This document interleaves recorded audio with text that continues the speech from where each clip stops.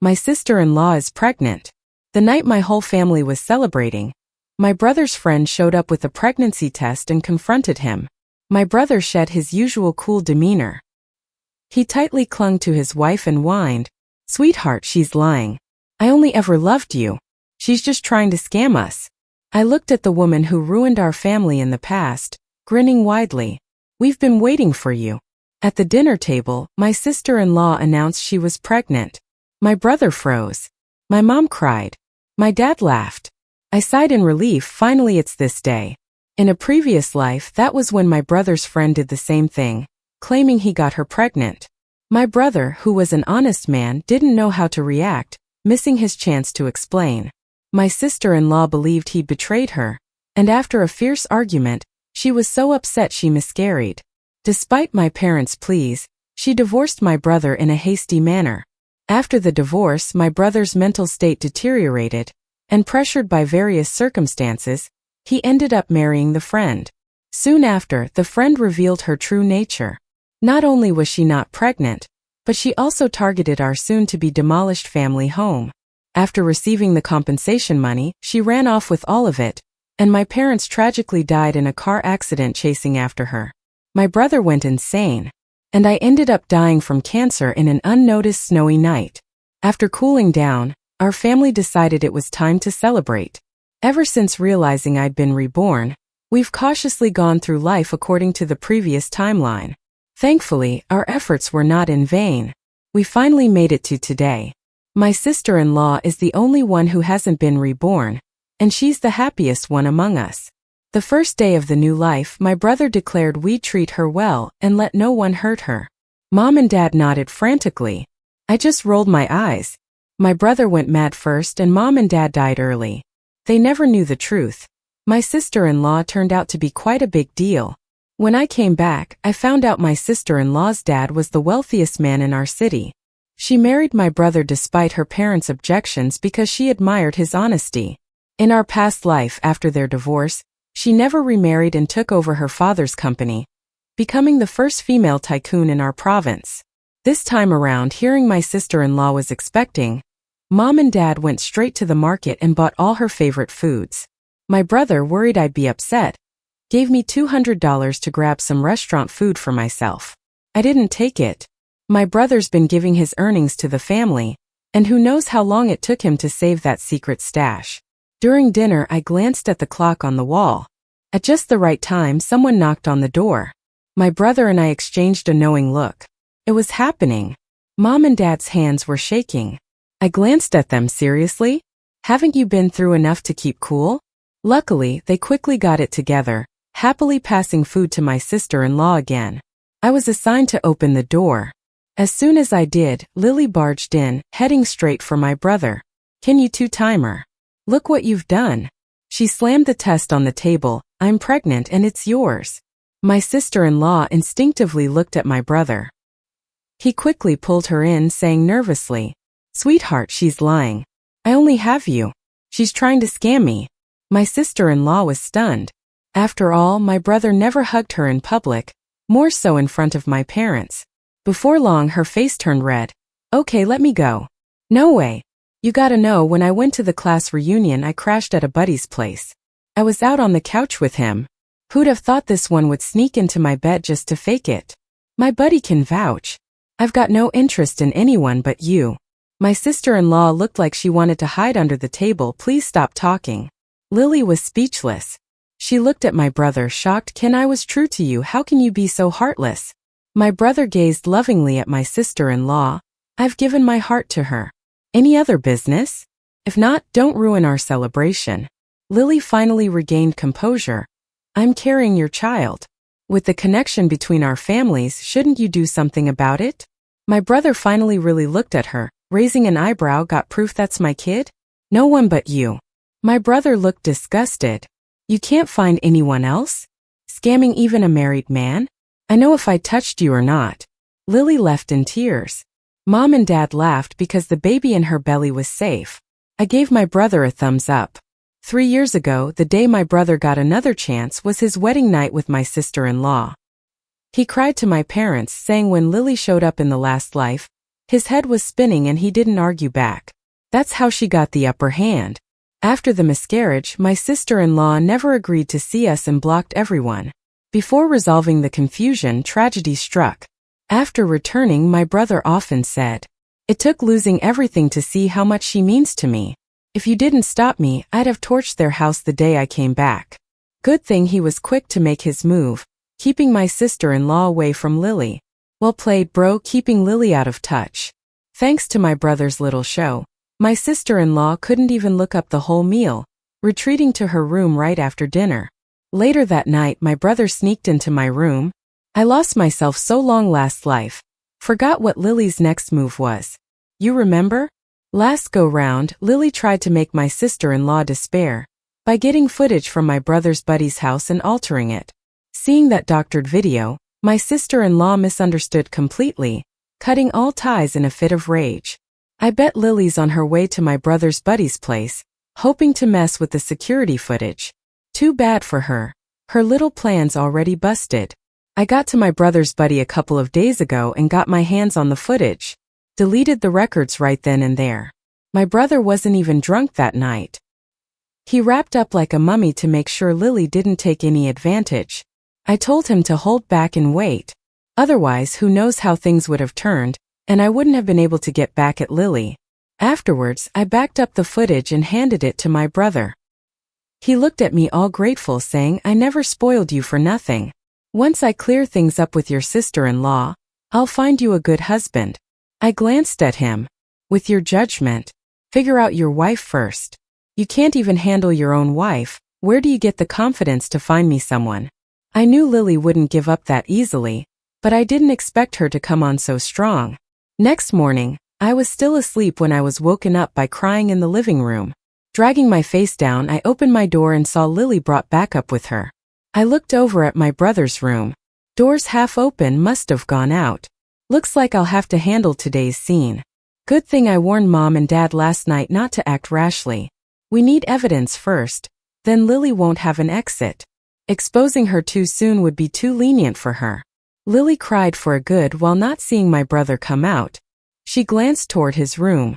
"Ken's not up yet?" He wasn't like this before. Ever since he got married, he doesn't like waking up early. The old folks were right. Marrying a not-so-wise woman ruins generations. I burst out laughing.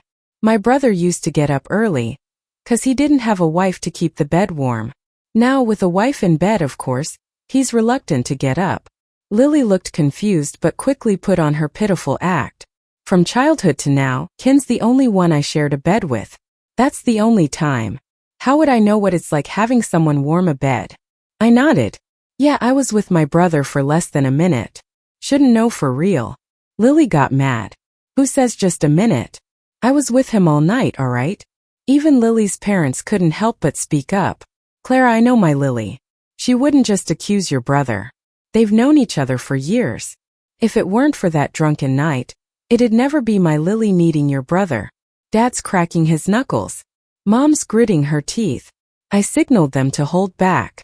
Holding back the urge to throw out the footage, I asked, "Since you're so desirable, why settle for my brother damaged goods? What's in it for you?" As I spoke, I looked Lily straight in the eye. As expected, saw a flicker of guilt, quickly gone. What else would I be after? The rice is cooked. Shouldn't he take responsibility? I kept staring at her without saying a word. Lily was getting uneasy with my stare. Mom spoke up. "We're reasonable folks. You claim you're carrying our grandson.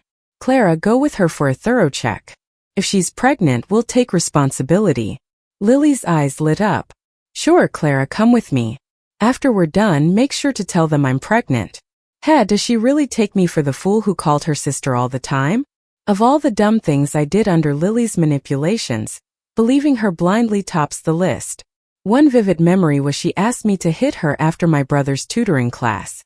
I did, but lightly. She wailed on the ground like I attacked her. My brother thought I really hurt her. Rushed her to the hospital. Whatever the doctor said, I don't know. He stopped letting me see her after that. But my brain wasn't working back then. She sweet-talked me back into dumb antics until my brother distanced from Lily and married my sister-in-law. Slowly I wised up. Only after everything fell apart I followed Lily around and learned about her act. She's always looked down on my brother, called him dumb. Said if not for his looks, he wouldn't even qualify for backup. I agreed to the hospital check with Lily. During the check, she tried to get rid of me. I played along to the door but stayed nearby.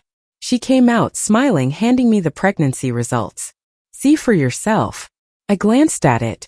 Apart from a slightly high HCG level, there's no evidence of pregnancy. I tucked it away, headed towards the ultrasound room. Lily stopped me.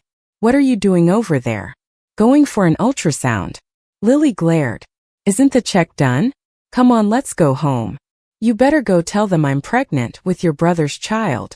She tried pulling me, I didn't budge. Instead, I pulled her toward the ultrasound. I asked the OB. Good to have another check. You're already around 12 weeks, right time for NT. I checked it all out. Let's do it. Lily shook off my hand sharply. Are you nuts, Clara? You possessed? You've never had a kid. Stop listening to nonsense. I stared at her, then suddenly looked behind her. Brother, how's sister-in-law's check? How many weeks?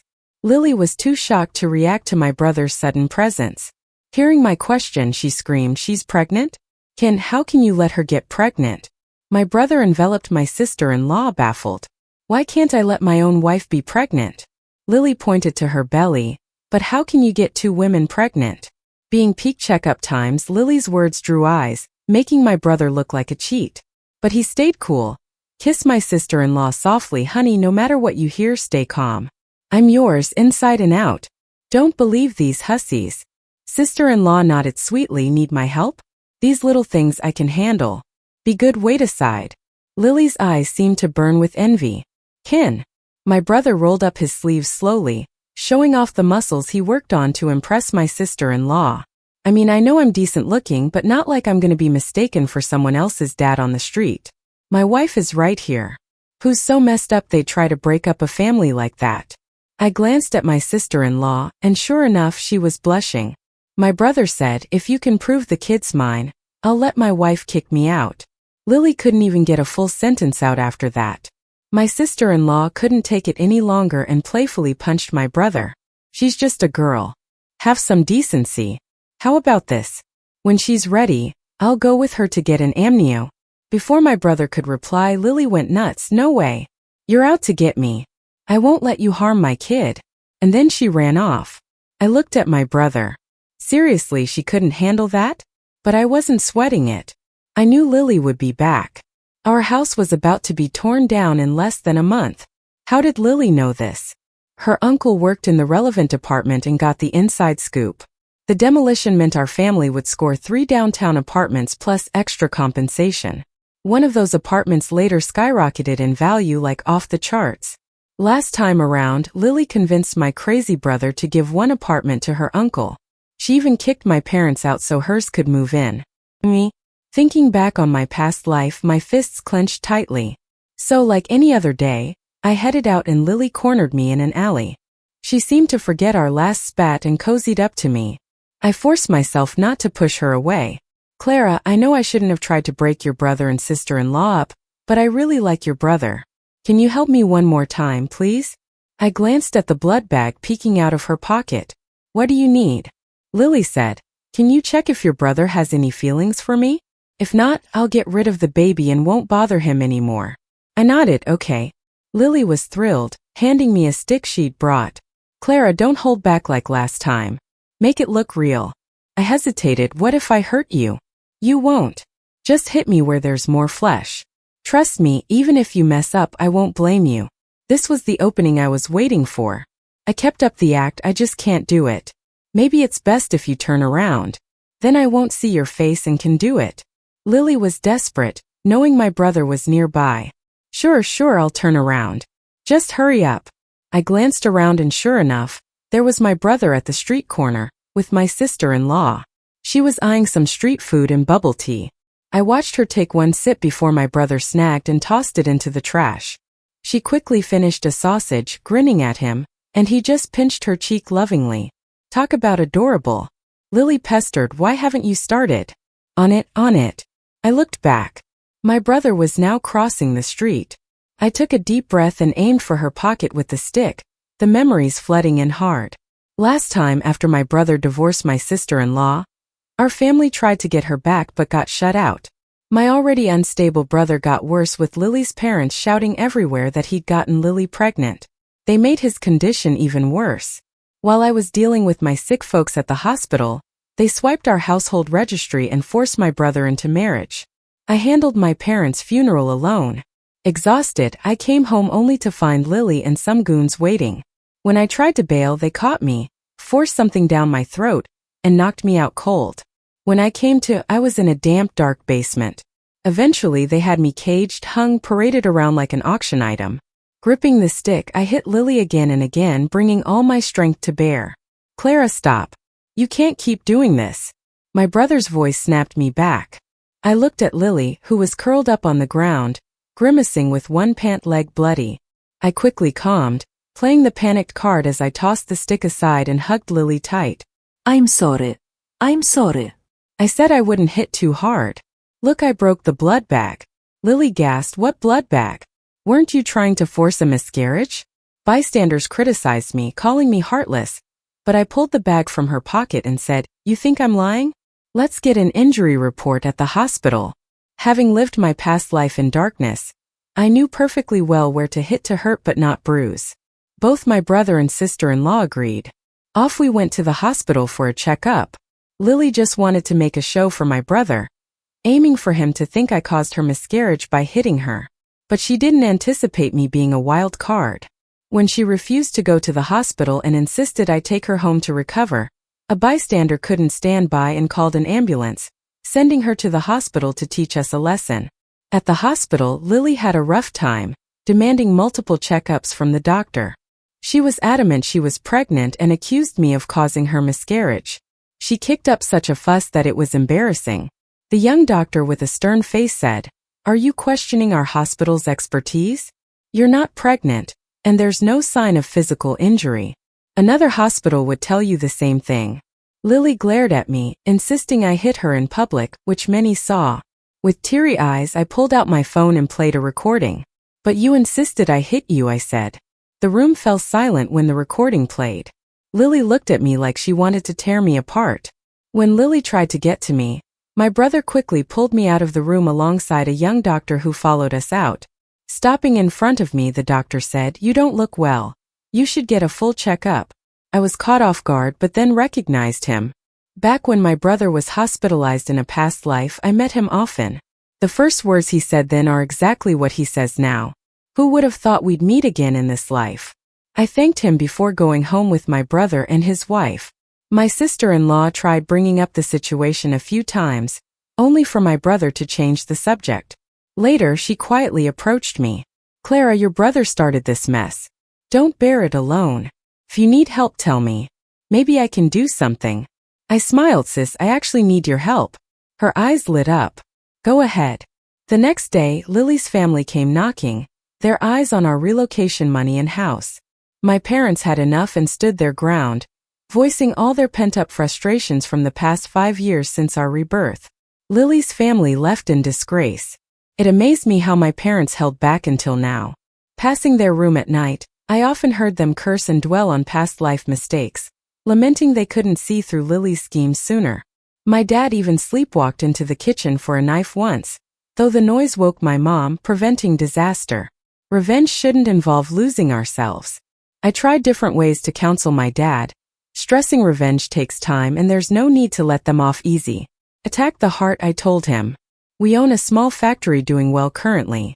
My brother, when not waiting for the right moment, spends time in the factory with his wife. Last life, Lily's drama bankrupted the factory just as it was improving under my brother. On being reborn, our parents let him reform it, and in 2 years he turned it around beyond its past success. We may look poor on the surface, but really our family's doing okay. After venting, my parents felt rejuvenated and went food shopping hand in hand. My brother and sister-in-law returned, puzzled by the fancy dinner, asking, "Are we having guests?" "Nope," I replied. "Parents are just happy, made all our favorite dishes. Wash up so we can eat." But of course we couldn't eat in peace. Right after we sat down, Lily barged in again, not with her parents this time, but with journalists and influencers. They forced their way into our home, filming everything. My brother acted fast, ushering his wife into their room and locking the door before facing Lily, smashing her phone. Had enough games, huh? Let's resolve this for good right here, right now. I had never seen my brother look that menacing. I instinctively pulled my parents aside. Lily lamented, "Why won't you see me for who I am? What does she have that I don't?" The truth was my sister-in-law's household registration was still rural, hiding another layer of secrets no one knew. My brother mocked, "Checked a mirror lately? You can't compete with my wife. That bumpkin didn't even do high school or college here. I have an urban registration, she used you for it." I was shocked. Lily's entitlement had no bounds, it seemed. Before I could speak, my brother sneered. "You mean your 30-square-foot rented place? Lily, if your dad didn't work for our factory, where'd you get your collective registration? Where's this superiority from?" Lily paled. Outmatched in argument, she focused on swaying the influencers. "This factory boss is bullying, shielding culprits, altering my medical records. I'm telling you, I will have justice in court if you don't compensate me today." Undaunted, my brother challenged, "Go ahead with proof. You fail, and I'll ensure consequences for wasting time." Cornered, Lily shifted her target back to me. "Clara." I shivered, playing the recording where Lily expressly asked me to hit her. Curious influencers saw a twist and their interest renewed. With effort, I squeezed out some tears. "Why'd you frame me? You asked for it, then turned on me. Without the recording, I'd be jailed now." "Lily, I thought we were friends, why'd you betray me?" Lily was stunned. I kept on with the act. "I heard your brother got himself a girlfriend and is gonna get married. You wouldn't be trying to mess with me for some cash for his dowry, would ya? In my past life, I escaped a human trafficker's den and came back here, right around the time her brother was getting married. That wedding was a whole spectacle, like they were trying to rival some billionaire's nuptials. That's when I realized Lily's family's endgame, my family's house and money. Lily probably didn't think I'd figure it out this far, and she finally panicked. What nonsense are you spouting? My brother getting married has nothing to do with me.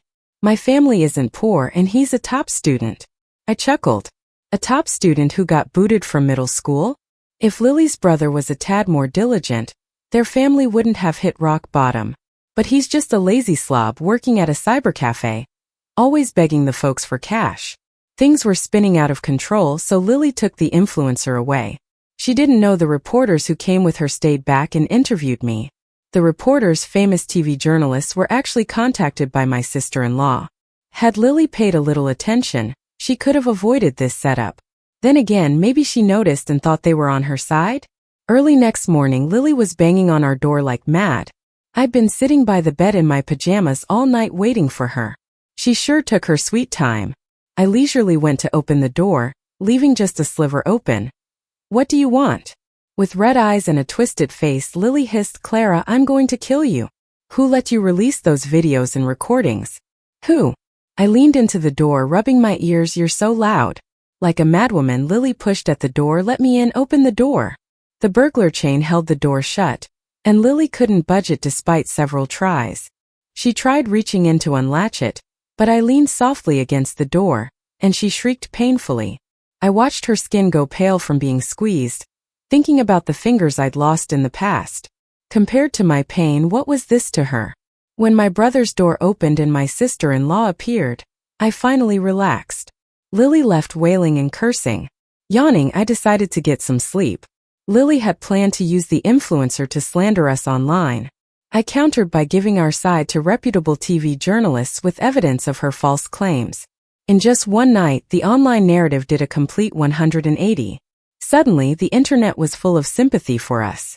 My brother and sister-in-law, instead of drifting apart due to Lily's antics, grew even closer.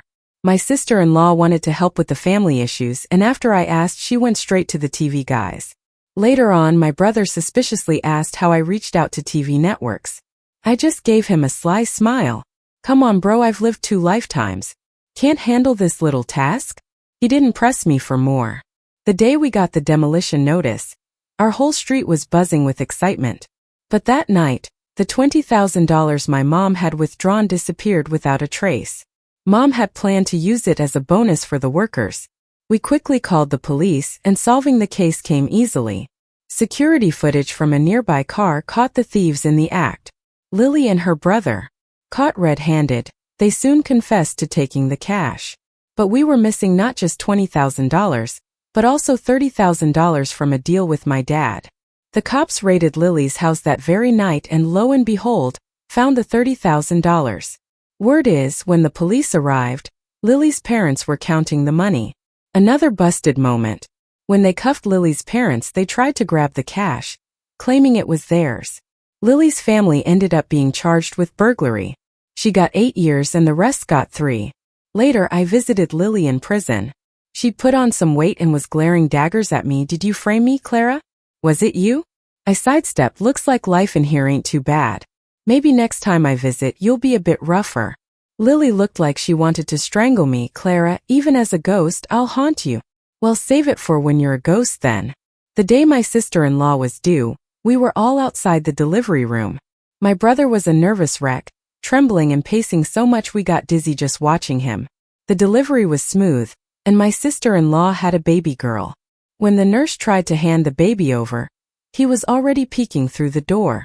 My parents couldn't help but laugh, and they took the baby for tests while I stayed with my brother. The moment my sister-in-law came out, my 6'2" brother bawled while hugging her.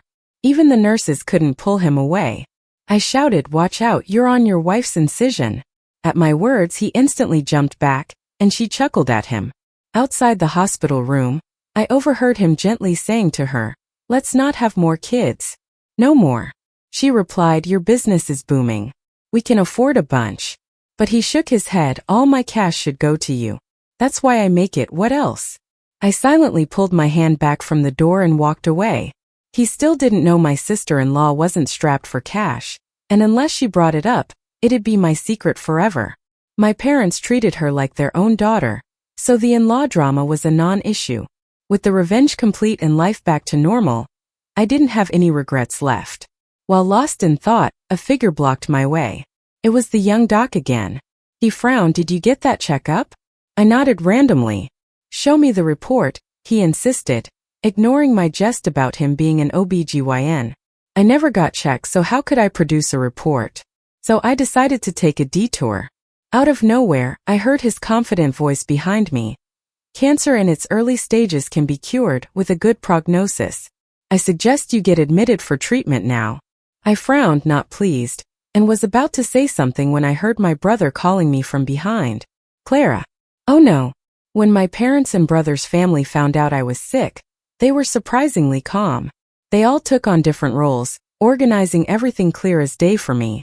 Dad and my brother practically dragged me through checkups, and the more tests I had, the more nervous I got. "Bro, your wife just had a baby. Go be with her." My brother, with a stern face, replied, "She was the one who wanted me here. If I hadn't stopped her, she'd be here with you right now."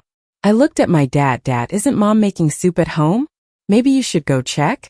My dad looked even more serious than my brother. "The soup's been cooking since last night. It's about time your sister-in-law had some."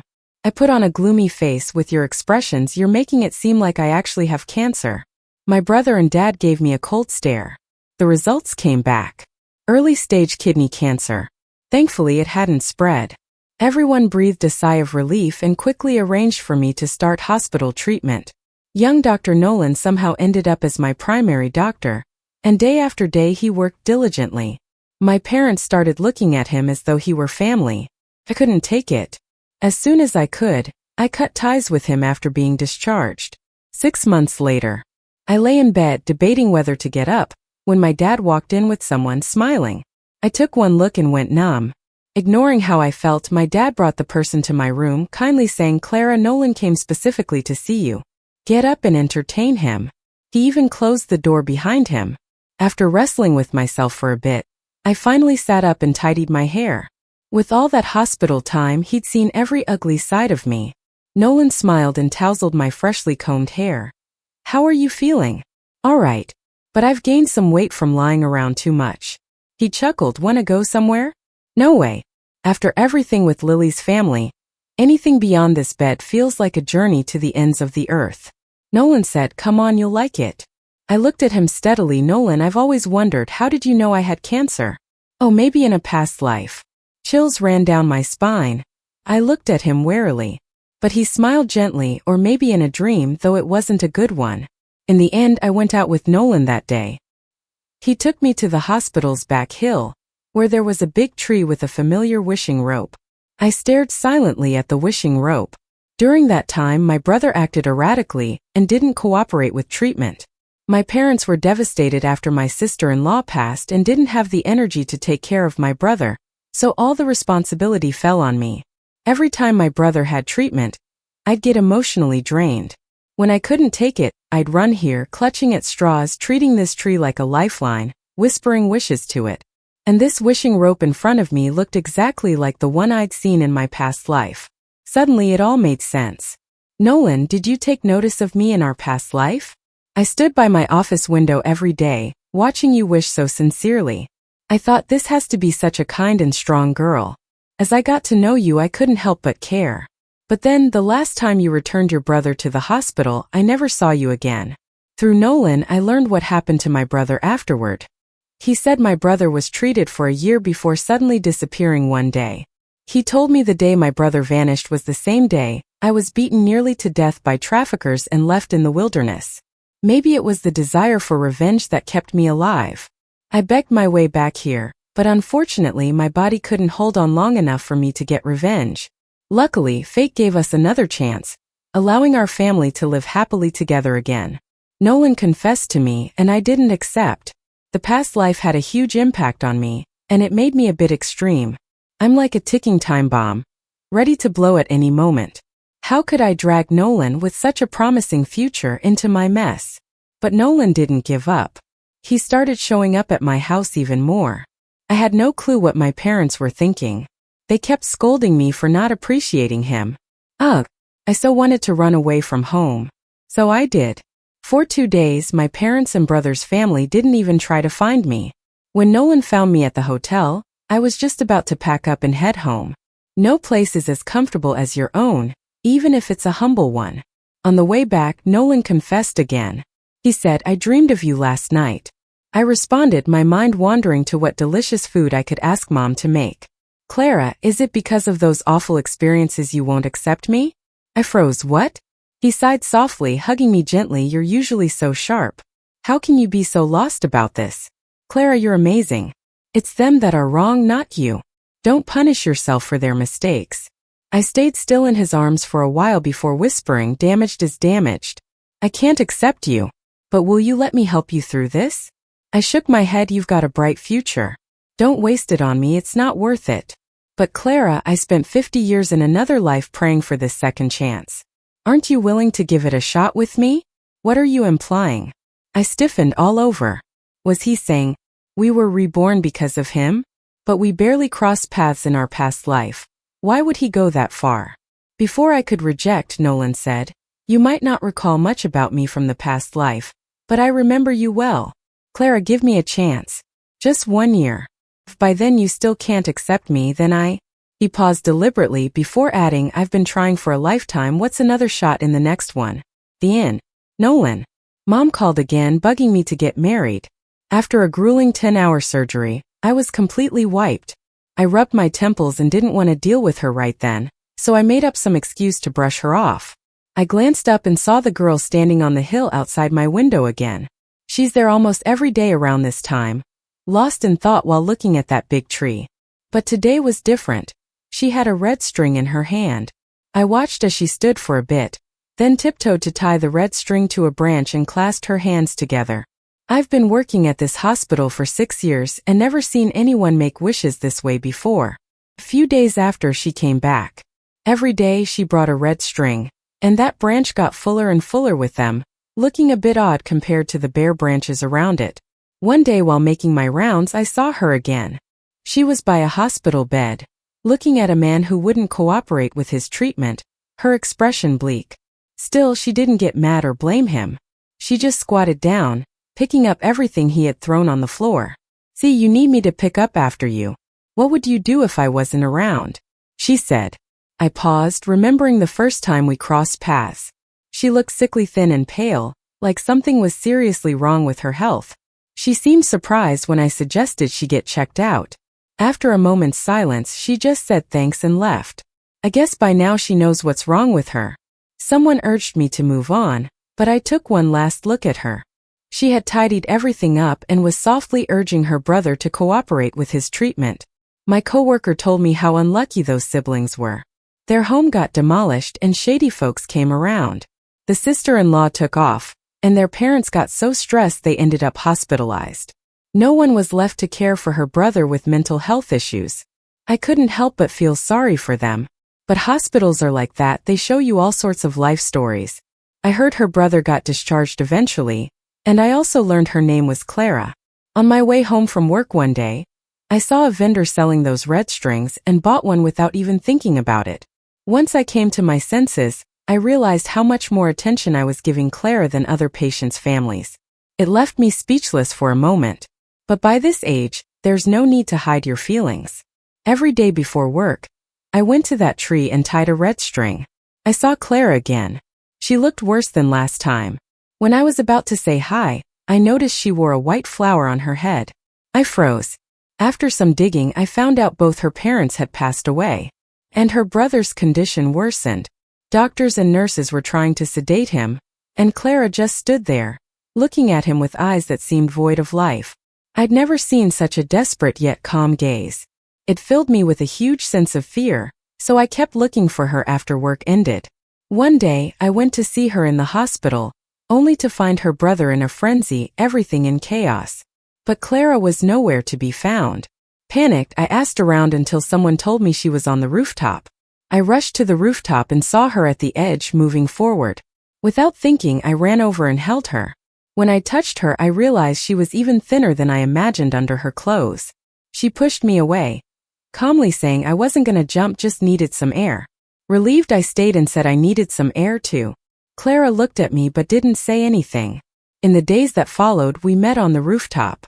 She seemed to get used to having me around. I thought once she got used to me, I'd tell her how I felt, and if that didn't work, we could at least be friends. But life had other plans. After that day on the rooftop, I never saw Clara again. Her brother stayed in the hospital until the advance payments ran out, but she never came. I tried her phone, but it was disconnected. No way to reach her. I ended up paying for her brother's last treatment, thinking she could spend the rest of her life paying me back. But a year passed and she never returned. One day, a coworker frantically told me Clara's brother was missing. We called the cops and I joined the search. I'll never forget that winter with snow falling all around. I followed the path to Clara's house and passing an alley, I heard faint voices. I went in and found them, buried in a pile of discarded paper. At that moment, my heart shook to its core. Two people sat there in the corner. One was Ken. The other, I wouldn't have recognized if I hadn't looked closely. She wore a hospital gown, its oversized fabric cloaking her. Yet the parts of her body that were visible were heartbreaking. Even for someone like me who knows the human body well, I couldn't comprehend the suffering she went through to end up like that. She quietly leaned against Ken, eyes shut, her face devoid of color. If I had to guess, she was already gone. Ken held her tightly, wearing only a thin shirt. He was frozen, lips blue, but stubbornly kept Clara in his arms. He had been able to speak just before, but now he was silent too. Overwhelmed with sorrow, I sat in front of them and cried quietly. After sorting out the siblings' affairs, I started praying at the temple twice a week, never missing a day.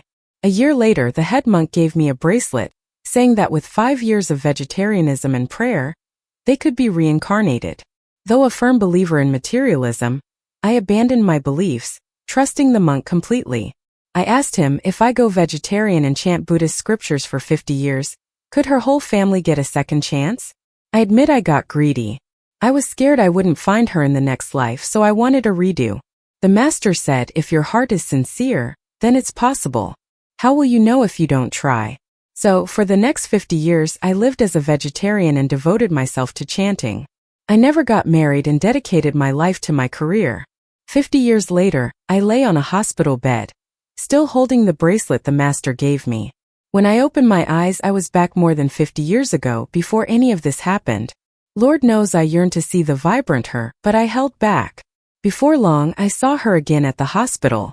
How wonderful, she looked so happy. It seemed like none of the stressful things from the last life had happened. She was waiting outside the operating room on the day her sister-in-law gave birth.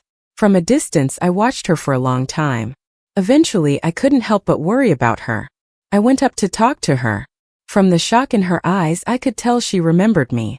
But she didn't intend to talk to me, so when her brother came out, I called out from behind her, "Early-stage cancer can be treated with good prognosis. I suggest you get admitted now." Yes, last lifetime I checked her medical records, it was kidney cancer. She had a chance to get better, but various things delayed her treatment. I took a gamble. Her parents and brother took her for treatment, and I became her attending physician. I found opportunities to get close to her family. After some time, her parents grew more and more satisfied with me. But she resisted me. I didn't see that coming. I had looked into her past life and found out she was kidnapped. The day Ken went missing, she escaped from the traffickers. To be precise, she crawled out from a pile of dead bodies. I thought her rejection might have to do with that traumatic time, so I patiently tried to get close to her. But I moved too quickly and scared her. She said she felt tainted and couldn't accept me. How could she think like that? In my heart, she's more noble and pure than anyone else. The ones in the wrong were those people, never her. She didn't accept my confession, but she agreed to let me pursue her for a year. I secretly rejoiced. Luckily, I had prepared and taken a psychology course, so a year later she became my girlfriend. 2 years later we got married. 3 years later we had a lovely daughter. During this time a little thing happened. Clara's sister-in-law's secret came out. The day her sister-in-law gave birth to a second child, a well-off middle-aged couple showed up. The woman hugged Clara's sister-in-law and cried heartily, scolding and nurturing her at the same time. Later we learned Clara's sister-in-law had fallen out with her family to marry Ken, and they hadn't been in touch for years. Now her parents couldn't stand it any longer and came looking for her. It turned out Clara's sister-in-law was the daughter of the city's richest man. Clara said, "Girls risking everything for love isn't really wise." My sister-in-law didn't win the bet last life. Luckily, she made up for it this time. I rested my chin on her shoulder. "I'd actually hope you'd be a little less rational so I wouldn't have had to wait so long." She glared at me, amused yet annoyed. I hugged her and chuckled softly, "Clara, whether in our past life or this one, if you choose me, I'll never let you lose." The end.